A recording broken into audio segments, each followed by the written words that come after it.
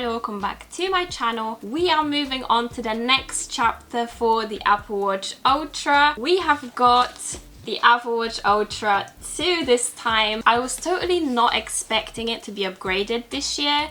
I've seen a few concepts that it might be a new color. No, we still got the same, basically the same exterior. It's still 49mm. It's still GPS and cellular, and it will still also be with the silvery titanium color, which I think will go quite nicely if you're upgrading for the iPhone 15 Pro in the natural titanium. And in the UK, the price has decreased a tiny bitsy bit.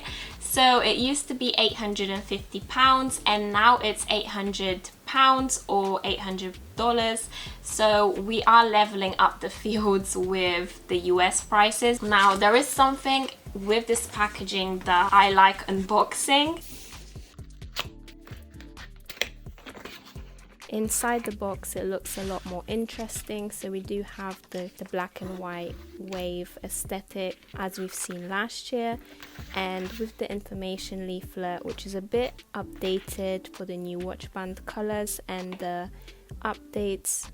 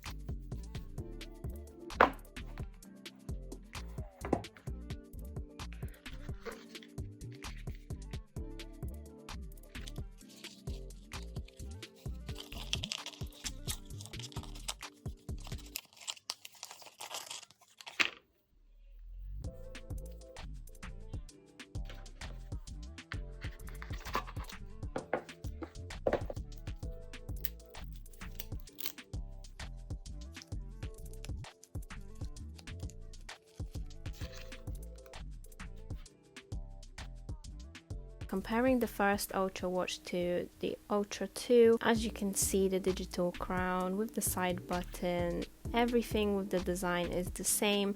You can't tell them apart until they're both switched on.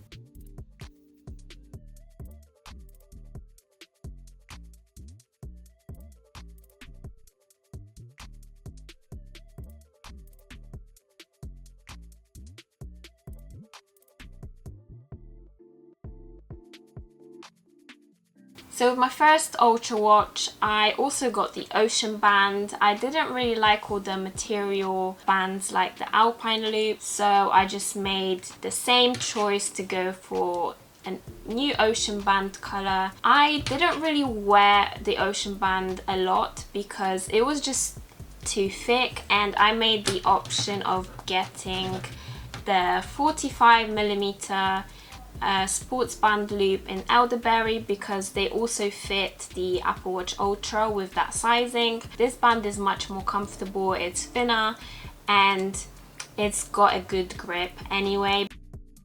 With the new Watch OS, you can turn the digital crown to get your widgets, and you can also customize them to pick the ones that are the most suitable for you. I customized the new modular Ultra watch face, and you can press the digital crown to get the menu much quicker. The Ultra watch covers all the basic health features like the ECG, temperature sensor, as well as blood oxygen.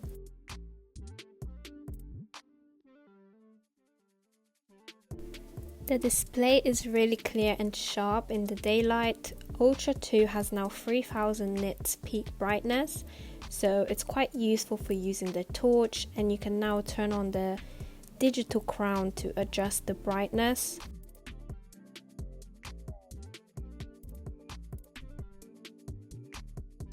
The action button also can be customized, and I like to keep mine on the workout selections.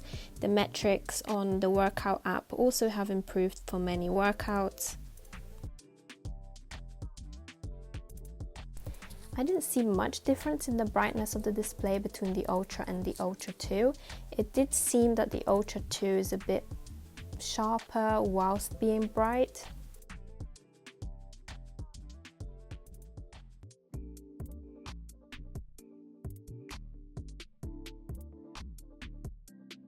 It's a lot more convenient now that the night mode turns on automatically when it gets dark. With the upgrade to the S9 chip, it has features like the double tap gesture to control apps like the camera timer just by double tapping your index finger and your thumb to take a photo, and you can use this gesture to also answer or end calls.